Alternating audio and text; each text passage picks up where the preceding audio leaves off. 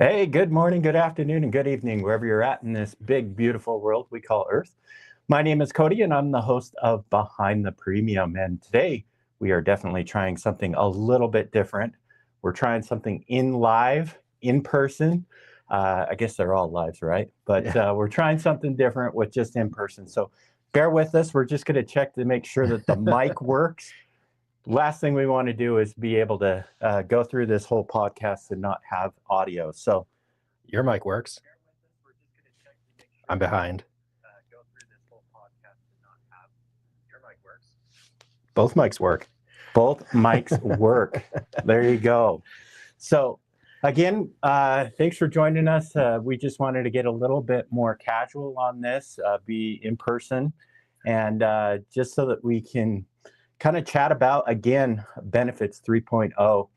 We feel that this is something that's kind of a I don't know, maybe a weekly diary for Jacob and I because we have numerous medium-sized businesses throughout the week. And we felt like this would be kind of a good recap to the week, I guess, right? So joining me is Jacob. I'll let him introduce himself here. Go for it. Jacob, CEO of Weltrio, and yeah, I love the live diary explanation of this. I think that's really great. Yeah. So if you guys have any topics that you want us to kind of talk about, we always have our agenda. We have things come up, like I said, throughout the week, but we'd love to hear what you guys have that you want us to talk about. And if you are a broker, consultant, business owner, or innovator in the healthcare space, we want to jump on the phone with you. We want to get you on here as well because as described, this is a Behind the Premium podcast series where we're talking about Benefits 3.0, not 2.0, but 3.0. I think it's imperative that we skip a step and talk about the 3.0 just because of the mass amount of technology that's going into a lot of different industries, especially the healthcare with AI, the amount of data that can be captured through it. It really does take us into a new frontier that's really uncharted if you think about it. So let's kick it off, Jake. So this week, what was the biggest thing that stuck out in your mind that you want to talk about today? I think the biggest thing is change is coming, and it's coming to healthcare. It's already coming across industries, and we already see it especially in tech with AI. We see it all over across the board. We see it in automotive. I saw some stats a few weeks ago about Tesla's full self-driving fatal crashes per miles driven. And I think it was one fatal crash per slightly more than 5 million miles driven on full self-driving. It's crazy. The next step down with the assisted self-driving was like 1 million miles, one per million. And then the next step down of just like the consumer automotive stats was something like 500,000. So there's a 10x roughly improvement in full self-driving in Teslas, which I think a few years ago, none of us would have thought that, right? No. And I think the same thing's coming for healthcare. I think in healthcare, there's a lot of AI across a lot of different things for diagnosis, for underwriting, for treatment, for image analysis, for all these crazy things. And I think the 3.0, the next thing that's going to happen is that people are going to crave a human touch and a human interaction. But I think all behind the scenes is going to be AI. But I think in order to make use of this and move the industry forward, it's going to require a lot of change. And I think that's the big thing this week that I'm like, man, HR people, they're going to have to change. They probably don't really want to. It's uncomfortable. That's what we're seeing in the market right now is everybody complains about healthcare, but it's hard to get anybody to want to do something different. So that's what stands out to me. No, and I think you're absolutely right. I mean, we've both worked in tech for a long portion of our careers, and every time it seems like something new tech-wise rolls out, people are all gung-ho about it. They jump headfirst into the deep end of the pool. And on the flip side of that too is that there is a natural formed gap between the software and the human, and that human touch gets lost. And I wholeheartedly agree with you that I think at the end of the day, it doesn't matter if it's care navigation, care logistics, we're missing a like a component to this whole triangle thing, and that is the human touch. Yeah, and I think it's going to get more extreme too as Mhm. as all these changes get implemented in the market and start being adopted. I think that human touch is going to be a critical piece. For sure. Nobody wants to feel like they're a cog in a wheel of a machine. You know, Yeah. it doesn't feel good. Yeah, for sure. And And if you guys have comments on this, feel free to drop them in the comment threads below, because I'm curious what your guys' take is. Do you guys feel like you're missing out on some form of human interaction when you're interacting with technology? I know with AI, with that being a pretty big, huge thing, a lot of people are leaning towards using AI, Chat GPT. I guess you could I guess we've moved on from Dr. Google to Dr. ChatGPT or Dr. Claude. Um, and oh, that sounds like a Austin Powers kind of movie there. But yeah, it's interesting because even then you have to be the human in the loop to basically inject in prompts of what you want it to do. Hey, tell me what these symptoms are. Claude or any of these AI platforms will come back and say, hey, I think you have the bubonic plague or you have the flu. Either one will go, and they give you 2 thumbs up that you could potentially have that. And for a human, I don't know about you, but like I'd be spiraling thinking, oh, I'm getting both ends of the spectrum and maybe a little sprinkle in between. But a lot of the false narrative and a lot of the emotional elements of that kind of gut reaction, we all have that gut reaction of thinking, okay, you know what, something seems off here. And I don't think that AI can quite replicate that yet. And that could be another huge gap in this need for change as well. yeah, and that's obviously where like my head goes is like why the resistance to change. You Right. know, like you're just talking about it's not quite there. You get this wide range of answers and you're like, I don't know what to believe because it could be this or it could be that, but there's a big difference to me, you know, in what those answers mean. And so I actually think that's some of the resistance to change, at least with the technology, is have you, you know, you've used a chatbot on a website to try to find a product or to get help on some software application. Um, how often does it work? Like, I don't know, 20% of the time, 30% of the time. Yeah. It's getting better, but you have to get sometimes creative with how you ask it, you know, to get the answer that you want. I think with healthcare, uh, you may not know the answer you want because you don't really know what's right. At least if you have a problem with a chatbot on a website, you're like, okay, well, this thing's not working, that thing's not working. But if you're chatbotting with your health, you know, you don't really know Yeah. if you've got bubonic plague or bird flu or The a Spanish cold, flu. Spanish flu, like who knows? Because you don't know what the right answer is because you trust your medical professional, right? Your provider. And I don't know. It's a weird thing, I think, where people want to be more independent with their diagnoses or solving their problems, but at the same time, um, you've got to trust somebody, you know. And I don't know if that is feeding into like some of the resistance of change, you know, at an underlying level across the industry where people don't really trust those chatbots, and that's sort of what tech means to them, Yeah. you know, if they're not in the tech world. So I don't know. What are your thoughts? Like, why is there pushback on change in Sweet. healthcare? We get to go a little psychology here. Yeah, let's do it. For those that don't know, I love psychology. And if I could do my career all over again, I would definitely become more of not a clinical psychologist, but more of a research psychologist. Love that element of combining psychology with data to try to understand the human cognitive brain and behavior of things, especially when it comes to online people. And one of the things that's interesting is that, you know, our frontal cortex is the one that kind of plans things, right? So we understand, hey, I understand that I need to make this change. If it's an addiction, if it's like a life goal you want to achieve, I want to be able to run a 5K, or even if it's just I'm stuck in a rut and I need to make a change in my life to be happier and healthier, right? Um, the problem is that our our subconscious and the back half of our brain is where all of our experiences, morals, beliefs, values, our environment that we were raised in really kind of sets those pillars of what we understand. And as people are understanding that they need to make a change, the reality of it is that they're not lazy, they're not incapable of doing it. It's just that the brain is doing what it's designed to do and protect you, right? And so that's where I think a lot of people resist change, is because, like you mentioned, they've gone through something similar and had a horrible experience. How many business owners have we talked to that we've said, oh my gosh, you're on a fully funded plan here. Why haven't you moved to a self-funded plan?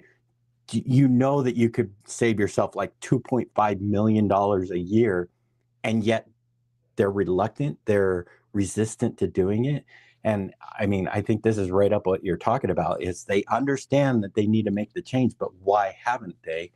And some of the people that have been very candid with us have shared, we've tried going down the self-funded route and it just hasn't worked for us. And we just don't feel it's that way. But the ones that are ready to make the change, to your point, are the ones that have found a trustworthy source or trustworthy person, advisor, to kind of piggyback off of and go from there. Like yesterday, I've never done this in my life. I had to take a water heater to the recycle bin. Never done that. Never, I didn't even know what it was. But like for me, I get anxiety when I don't know the process. Because let's be honest, I don't want to look like an idiot, like the stay-at-home dad kind of thing that's like showing up to the recycle bin with all these guys that are coming in daily, right, with these big truckloads, and I got my little trailer full of a water heater, right? I don't want to look like the idiot in front of them.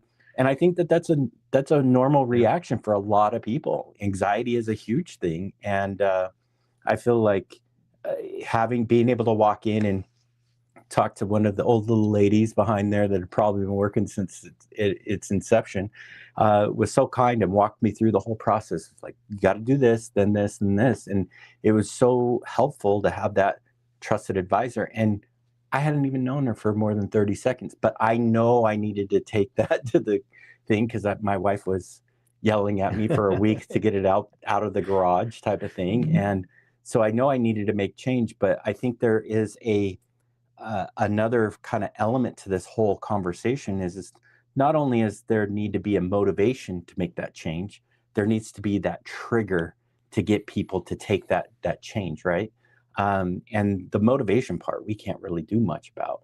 It's that trigger that we can try to help people with. And how do we get them triggered to say, okay, now is the time to do that, right? Yeah, and this goes to a concept that you and I have talked about a lot, is pain and fear of pain. Yep. And we both have pretty different perspectives on it, I think. But I think there's a lot of pain in the current system. There's a lot of pain of, like, cost is the pain, really, and maybe even healthcare benefits quality is a pain, especially for HR people who want the best for their employees. They're trying to do the right thing. They don't want to be the reason somebody quits. If they make a decision that somebody doesn't like, or the benefits package is not good, they don't want to be the reason somebody leaves or is unhappy.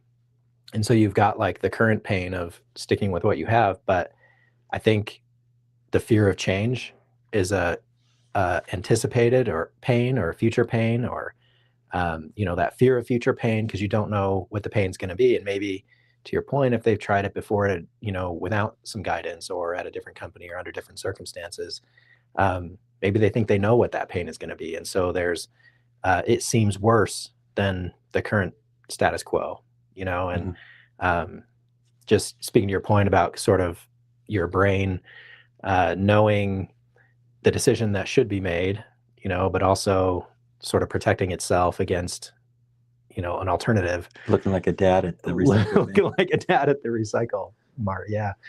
So I don't know. I think there's some interesting psychology there, but I think it does come down to pain. But I think we're getting to a point, especially in American healthcare, where benefits are getting worse and worse and worse. I mean, almost everybody I talk to, whether it's you know, a CFO or an HR person or a broker, every single one of them talks about uh, the pain of the cost of healthcare. And so they're changing their benefit plans to put more of the cost burden on the employee because the business is beholden, right? They're beholden to, maybe it's shareholders or maybe it's investors or owners, or, you know, there's some margin they have to hit. And a lot of businesses run on a pretty thin margin, you know? And so I think the they keep shrinking their benefits or adjusting to put more burden on the employee. And then you get into this attrition and retention problem where employees now are unhappy with their benefits. And we're starting to see this a little more and more, where benefits are a factor in a employment decision. We just, you know, spent a lot of time with one of our clients, Brava, right? And that's how they've been winning offers to employees, is their benefits. And I think as that trend continues, the pain of the situation now is going to outweigh the fear, you know, or the future pain. And then that's what Welltrio tries to do, is pull alongside those HR folks and the finance folks to say, hey, there's a better way. And that's what I really love about the model. And I think as AI grows, as more tech grows behind the scenes, one of the key benefits of Welltrio is that human touch. We're going to keep that human touch. That's core to our business model, is keeping that human touch with HR folks, with employees, with brokers. You know, we spent an hour facilitating a meeting between a third-party HR service and the broker and Welltrio to isolate and nail down and fix a bunch of problems in their process, in their payroll and benefits process, and their reporting and accountability. We found a ton of gaps. We found the business was overpaying for benefits because there was some gaps in communication, right? And Welltrio was able to help fix that. We found employees weren't enrolling in benefits because they didn't understand them, or they didn't. You get overwhelmed in the first week of employment, right? You get like thousands of papers shoved at you. We're able to identify those because our coaches care about people, and we're able to have that human interface, and let's talk to people. Let's not let things fall through the gaps. So it was very eye-opening, very enlightening, and really cool to see, you know, down into the weeds. And I got to observe that meeting and watch our coach in that instance just surface all these issues, and we were able to work through them. So I think it's pretty cool and a great example of how we can help overcome the fear of the unknown, because we are that guide. We're that old lady at the check-in counter that tells you how to do it. Exactly. And, you know, you brought up a good point. You know, what was it? 2 weeks ago, I went and did a whole bunch of interviews with one of our clients for a case study. And it was very interesting because that was kind of like my real first in-person interviewing the employees for the very first time of a company that has been using Brava for a long time. And some of these employees were only a month with the company. And there were a few that were like 3 and a few that were 6 and so on and so forth.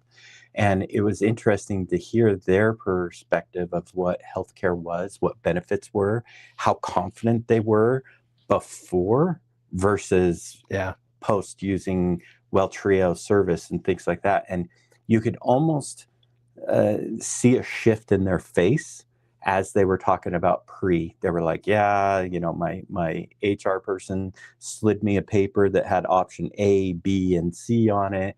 And it basically had, this is how much is coming out of your paycheck, this is how much your deductible is, and this is your co-pays and prescriptions. And, you know, to be honest, that's all I wanted to know. And so I select the plan and didn't really realize that it didn't cover X, Y, and Z doctor or X, Y, and Z prescription or this or that. And it became a very frustrating thing because they didn't think to ask questions because of the fear of looking like an uneducated employee who didn't know much about their benefits plan, which is perfectly fine. They're not supposed to know everything.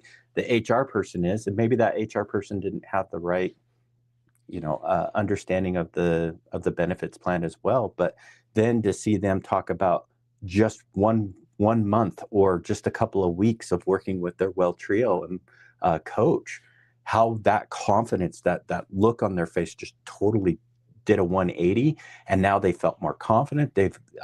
One person even said, I've never felt more confident about understanding my full benefits plan than I have working with this company and with Well Trio than I have with any of my other companies that I've ever been with. And I think that's a true testament as to having that guide, having the confidence. And I think that's a big thing, is having the confidence to be able to overcome that fear of taking that first initial step. Because let's be honest, it is all about taking that first initial step, right?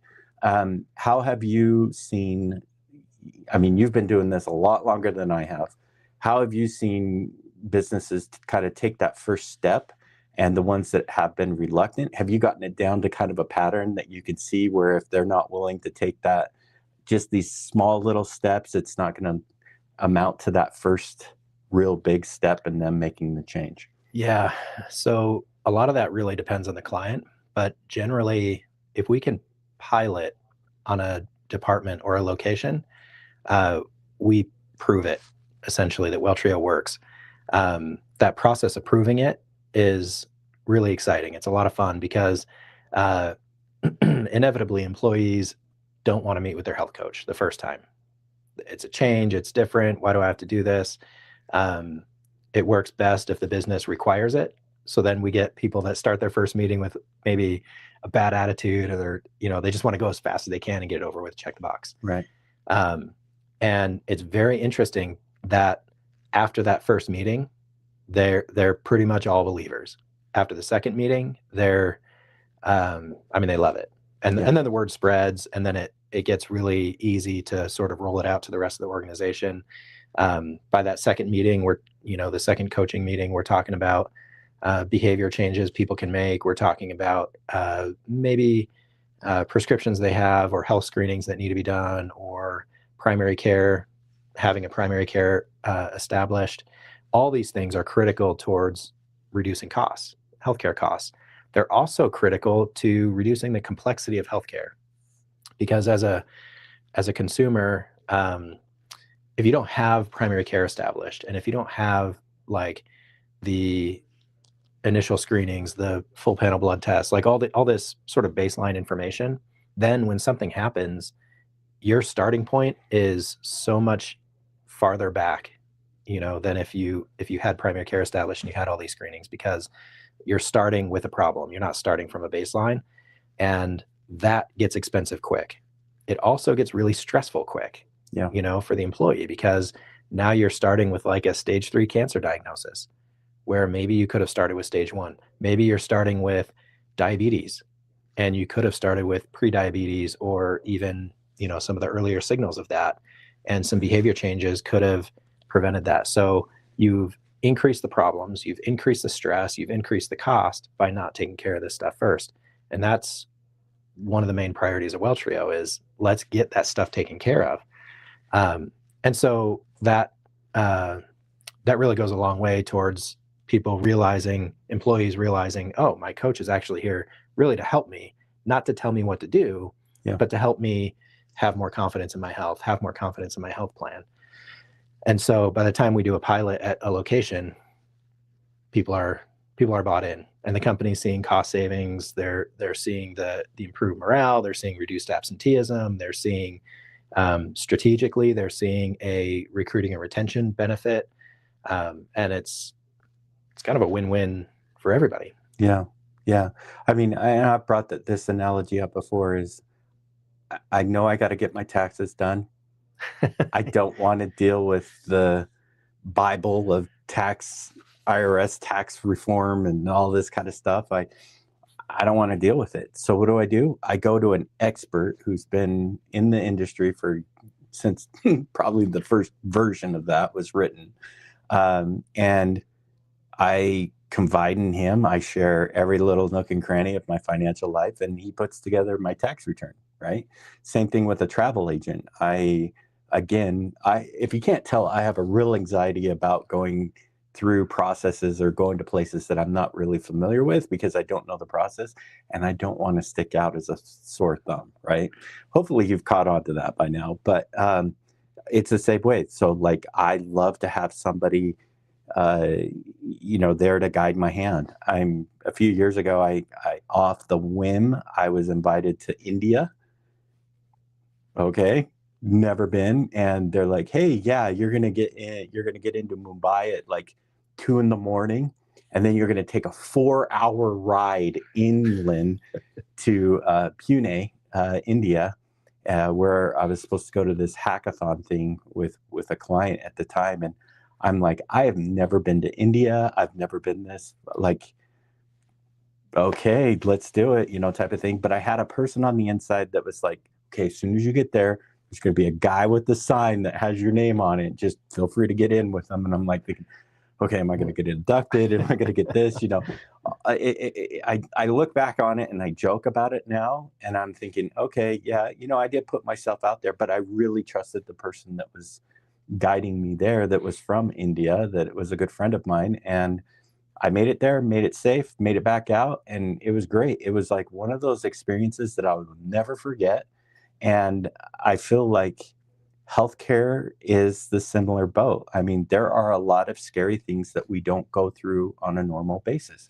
We've got, heart attack, we've got cancer, we've got all these different things that can amount to a very life-changing thing for not only for the person, but also for the family involved. Yeah. And I think that we've joked about this of some people putting down their Welltrio coach as their point of emergency contact, which in some ways I think is smart because they're going to be the level-headed people in this. It's not like my wife that's like, hey, your husband's been in a car wreck and she's like going through the roof. There's an actual mental psychology thing called flipping your lid, and that'll definitely happen. And she's not going to be in the right frame of mind because she's going to wonder, is he okay? How's life going to be different now, et cetera, et cetera. Where, I can call up my coach, Monique, and Monique is like, no problem, wife, I will get you taken care of. I will get everything organized for you. Just go be with Cody. Yeah. Right. And I think that there's some real merit behind that as well. And it only adds to that level of trust that you build.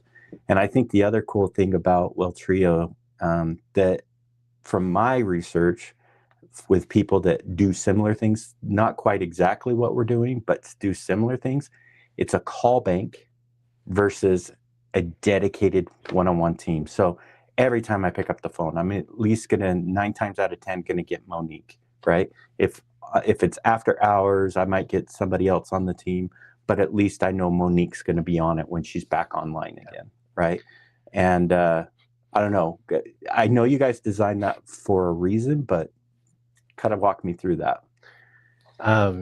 Yeah, so this kind of feeds back to that personal touch, and I think that's the core of Welltrio is the personal touch, the personal relationship. And speaking for myself, I've had telehealth and teledocs, at different places I've worked. I don't think I've ever used it, ever.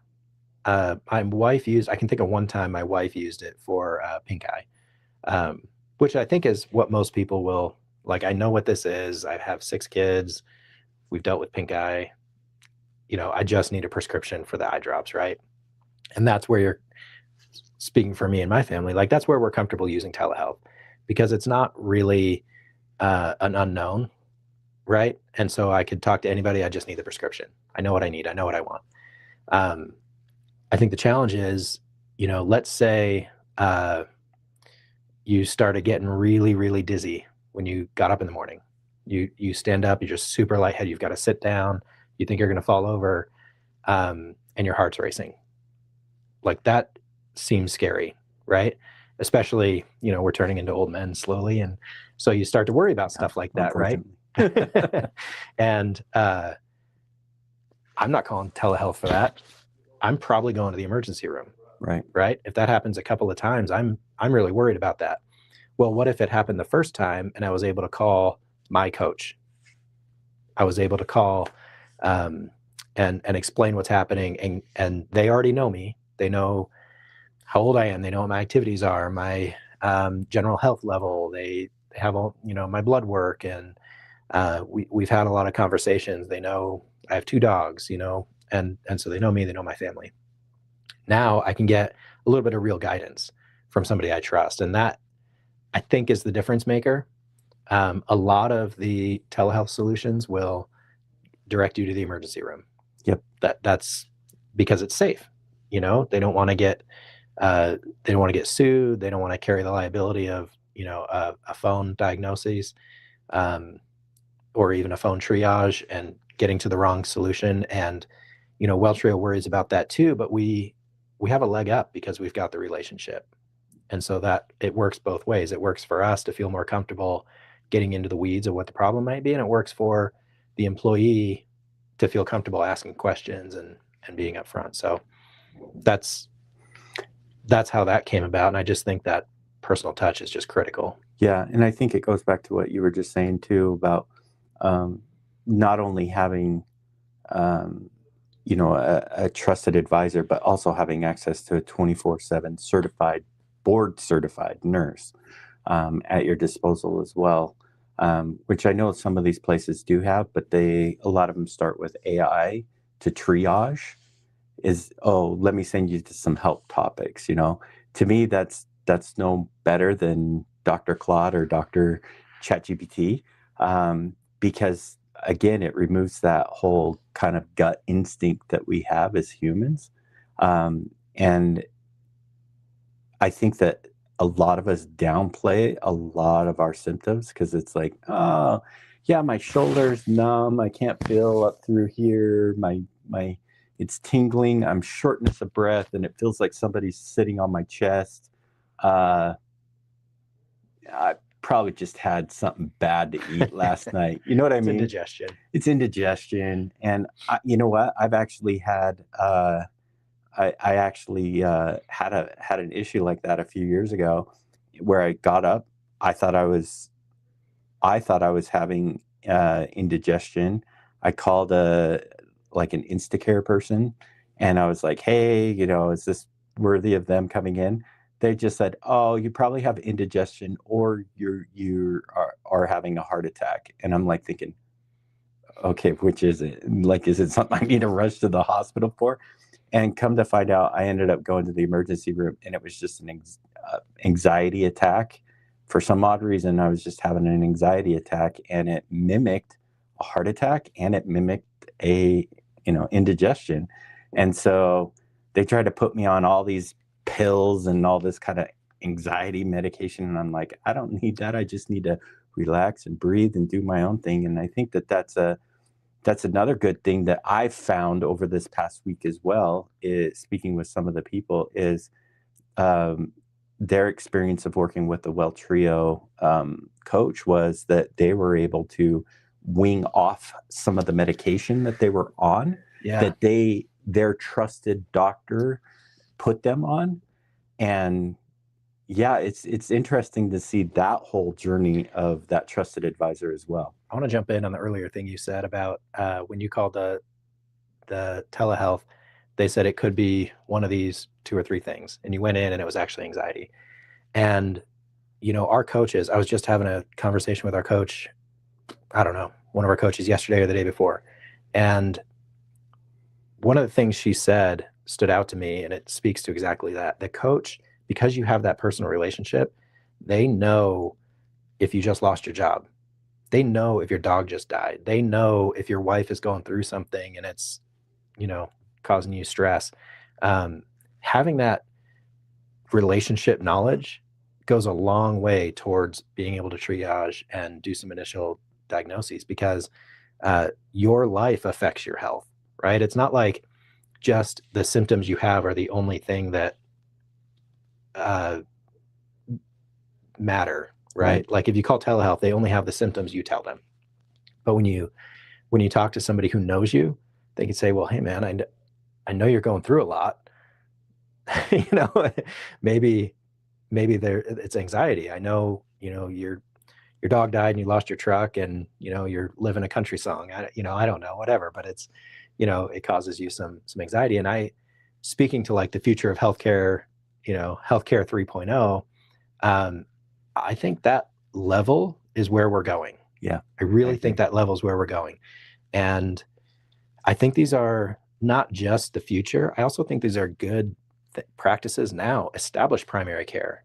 Find a medical professional who gets to know you, who understands your situation, who you talk to regularly, who's asking you questions about, are you accomplishing you want to lose 10 pounds, so are you hitting 10,000 steps a day, and they're kind of holding you accountable because I think that's the future. And I think there's a lot of creative, and maybe we can get into this next week because I think we're running short on time pretty soon. But how much time do we have? Oh yeah, we got a few minutes. You can dive into it if you want. It'll be too long, but like the creative healthcare plans that are starting to emerge right now, I think will be an interesting topic if we can get through some of those, which I think it's too long for right now, but teaser for next week maybe. Yeah, maybe.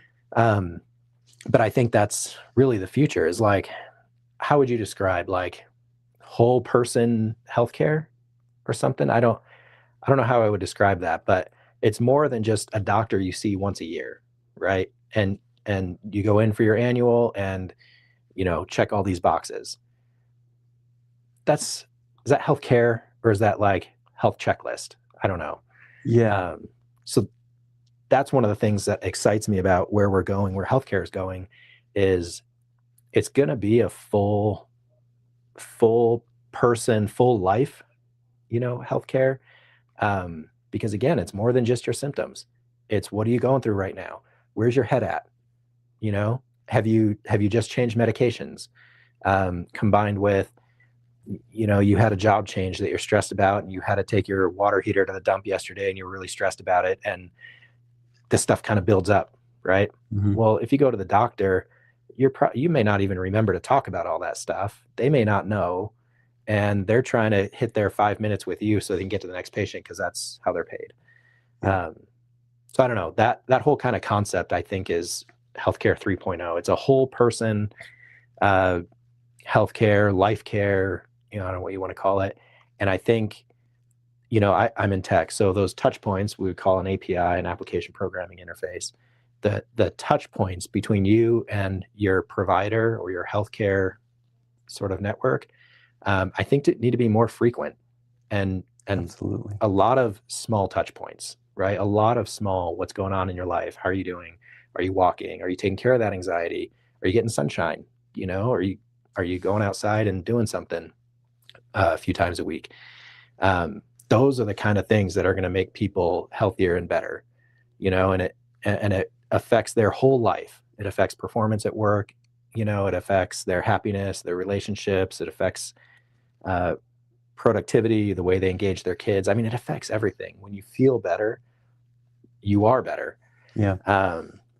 And so I combine that with tech on the back end and all this explosion of AI, I think is going to be a really interesting dynamic. And I think that's where we're going. And I think a lot of new healthcare plans are starting to realize that. Some of the creative and innovative solutions are building that way. I agree. And I like your idea. Maybe we can get Rhonda, the founder of Welltrio, to come in and let's do a whole segment on DNA. I'm curious. Oh, yeah. I'm curious on you guys that are listening into this is how many of you have had your DNA done? And I'm not talking about the DNA to test where your ancestry came from kind of deal. I'm talking about, what is it, like 700 points of data that they can pull out of your DNA from if you're conditioned for potential cancers, certain types of cancers, or even diseases and things like that, if you carry the markers for it, all that kind of stuff. But how DNA and regular blood work will actually help you achieve your health goals. And it's interesting because I was having a conversation with Rhonda like last week or this week. I think it was this week. And she was saying how, people on certain fad diets, your friend will lose 40 to 60 pounds. And then all of a sudden you're like, heck, I want to get on that. if Susie Q can lose this much, I think I could. And you get on it, and all of a sudden you actually end up gaining 5 pounds, 10 pounds, and you're scratching your head trying to figure out why. It's not the diet, it's because the diet does not work with your body. And I think that's a real underlining message that a lot of us need to understand, is that we're talking diet, but there's also the pill structure, right? Certain pills are not going to work with you. Certain combinations of pills are just going to send you through the roof because your body's not acclimated to be able to behave with that kind of chemical or whatever in your body. So I think that would be a great topic for next week sure. I think it would be a great topic. And just to convince the unbelievers out there, if you have like Ancestry, and I think 23andMe does it, they actually tell you based on your DNA markers a lot of like interesting lifestyle things. For example, apparently I am not predispositioned to taking naps, and they can tell that from my DNA. Wow. You know, I'm an early riser, and they can tell that from my DNA.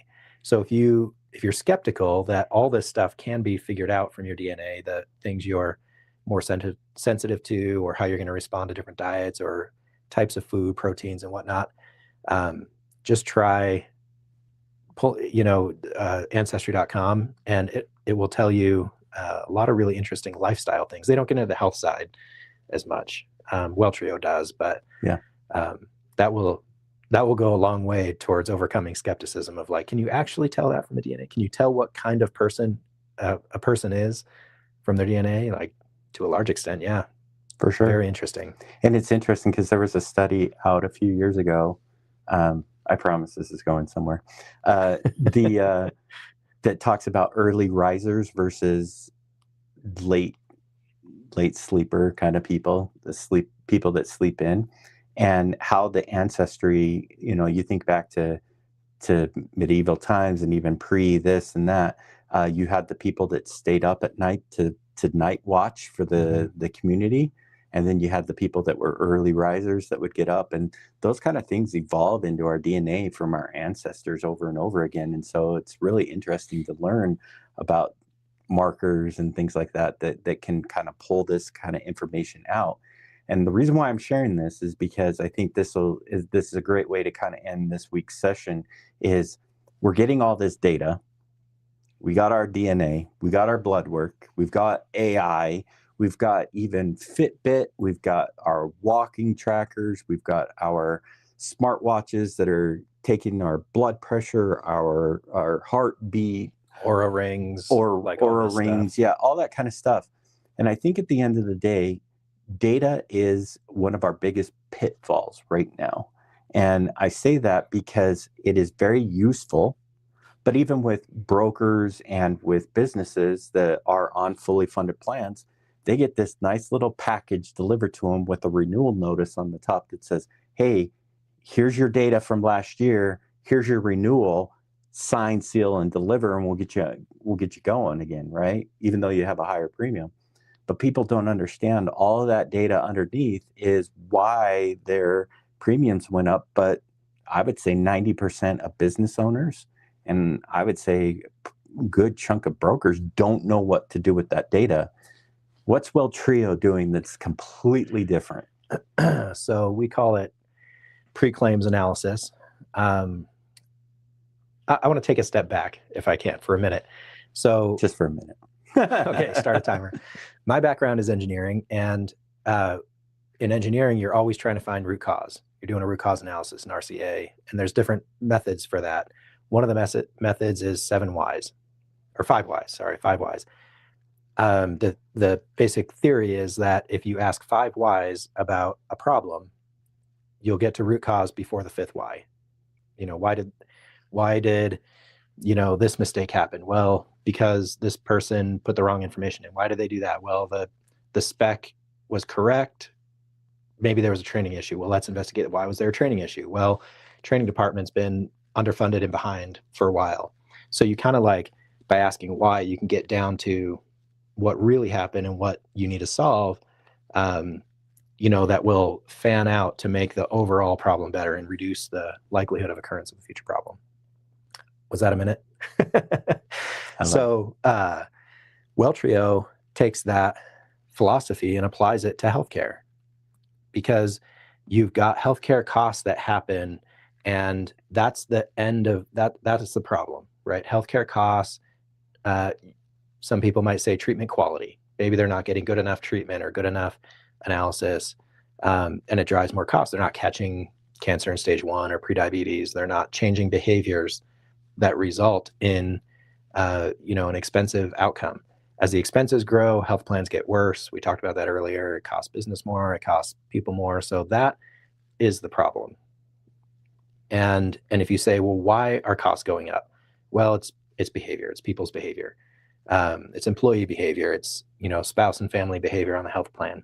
Well, what about that behavior? Why are they going to the emergency room instead of Instacare, or Instacare instead of a primary care? Well, because they don't know what it's going to cost, or they don't know they should. They don't know they can in some cases. They don't know what could be figured out beforehand. They're not educated on that, right? So they think maybe the way they grew up, they just go to the emergency room when you have a problem. Right. So now we go back to, okay, it's an education problem. It's people don't understand how to use the plan. No, I don't think anybody's trying to make mistakes, right? So they don't know how to use the plan. So we can talk about, okay, well, what's missing in their education that's driving this bad behavior? Well, it's somebody educating them. How do they get the education? And that is the gap. That's a huge gap in healthcare costs, is nobody's educating people on what they can do, what they should do, to have a better life, to have a healthier life, because it's not just the costs that are affected when you start improving the way people use healthcare and the way they manage their health. You're improving their life. You're improving the quality of their life. You're improving the way they feel, how productive they are, their stress and anxiety levels. There's a lot of benefits, if you come all the way back to this root cause of how do I use healthcare the best, in the best way for me. As you fix that problem, there's so many benefits that fan out. So that is Welltrio's approach. Where the rubber meets the road, and we call it healthcare logistics, where what decisions are we making on a day-to-day, week-to-week basis as individuals? Right. And how could those decisions be made in a better way? Yep. And that's the core of what Welltrio is trying to achieve. Yeah, I love that. And I think it's important to kind of also point out too that there are a lot of great technologies out there from people who specialize in health navigation, basically directing your people to the cheapest treatment, the right doctor, all that kind of stuff. But to the point Jacob was making is that stuff is only as good as the amount of data that they have and the people who program it, right? It's very similar to our smart devices that we have. It's the data that they have behind it, and it's the people who program those, and how well they talk with other systems is to determine really how smart they are. And I feel like that was just a marketing sales tactic to get people introduced to these kind of new devices. But again, it still requires a human touch. And the point that you just made is great, because you can have all this data in the world, and at the end of the day, it's more than just a software program or an AI program that will tell them to go to this doctor versus this doctor. It's maybe the first doctor is the right choice because a human is reviewing the data, understanding the data, right? Because in my opinion, a lot of these software are just band-aid strategies. Same way with brokers and with business owners that are constantly changing their plans every year or every other year to get ahead of the premium game. They're just using a band-aid strategy, and they're not getting to the root cause, which is education. It always boils down to education. We've been in the SaaS world for years and years working on various projects together, and it amazes me every time, how much of a percentage businesses actually use of the capability of a software which is typically about 20 to 25% of its capability. And it's a lack of education. It's a lack of the end user actually trying to figure out how and understand how it works to put it into their business processes and routines and things like that, right? Yeah. And so software's great, but it's not quite there enough for us to trust it, is what I'm getting from today's conversation. Yeah. I think that's pretty close. Pretty close. Curious what you guys have to think about this. We're almost at the top of the hour, I think. Yeah, we've got about 10 minutes left. Is there anything else you want to address that we've kind of not talked about today?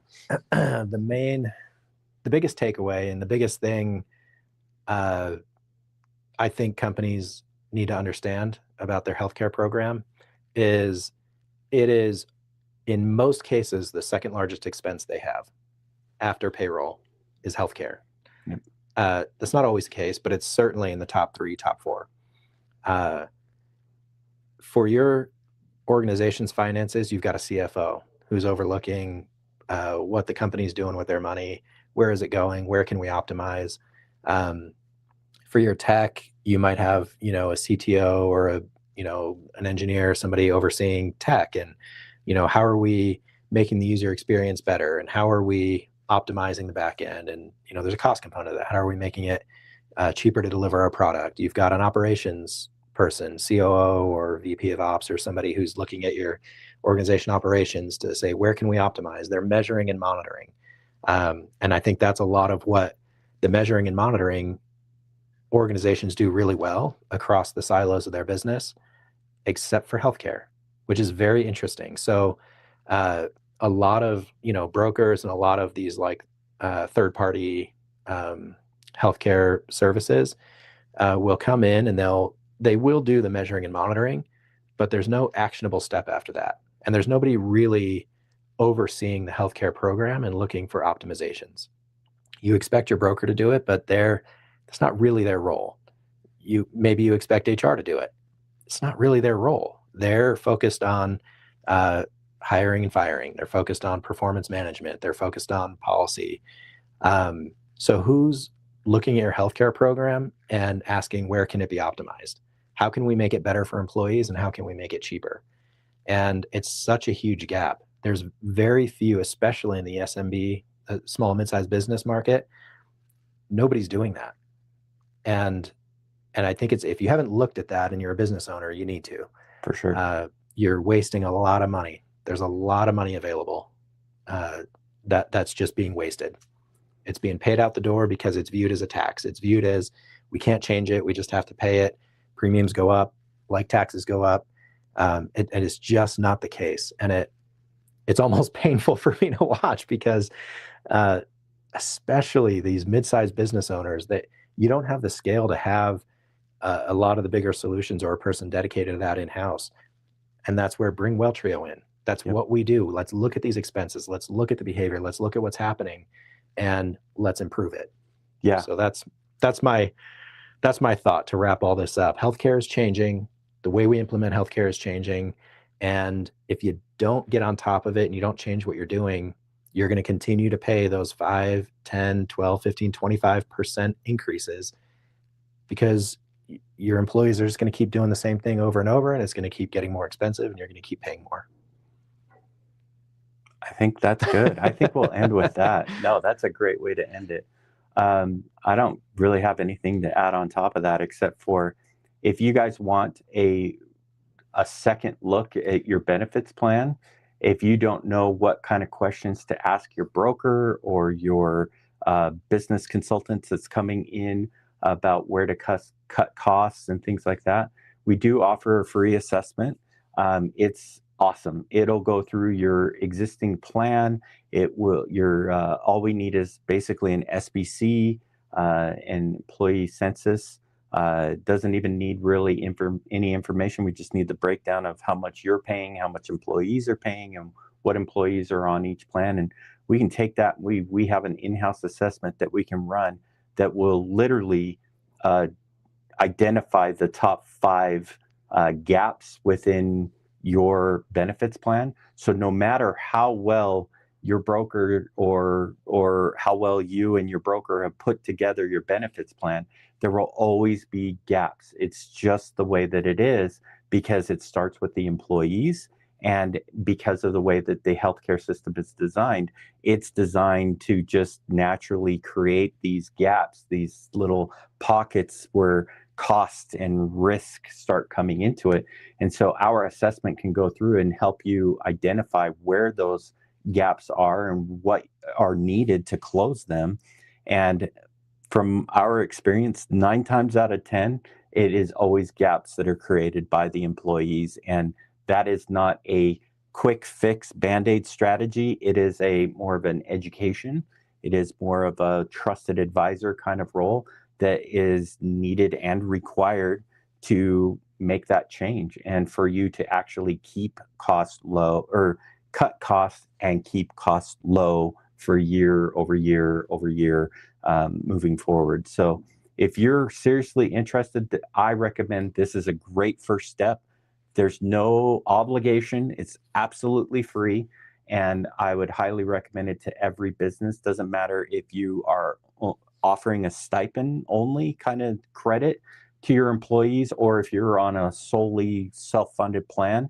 It works for everything in between, and will help you guys identify those areas and where you can actually save. And it is jaw-dropping amounts of savings that you can actually do. And in reality, you're taking back control of your spend, which I think that a lot of people don't fully understand that they can do that, and you can. So cool. Any last words? Nope. Before we sign off? All right. Well, thanks to everybody for tuning in. We appreciate you guys. And again, if you guys have any topics that you want to bring up, or if you have any questions, drop them in the comment thread below. We'd love to hear from you. Likewise, don't forget to like and subscribe to the Behind the Premium podcast. We've got this series going. We've got our roundtable discussions every other Friday, or excuse me, every other Wednesday. Wow. And we're going to be starting up a couple of other series as well, from education on how to manage and navigate the healthcare claims process and healthcare benefits kind of thing on your own, to also our founder has a master's degree in nutrition. So she's going to be doing some cool kind of recipe and some healthy things that you can do there as well. So that'll all be under the umbrella of Behind the Premium, which is sponsored by WellTrio. And with that being said, thanks everybody for tuning in. We will catch you every Friday. We'll try to do this every Friday. We'll do this every Friday at 10 a.m. Mountain Standard Time, and we'll do it hopefully in person. I kind of like this format. Me too. Quite a bit. So again, thanks everybody. We will chat with you later. Have a good one.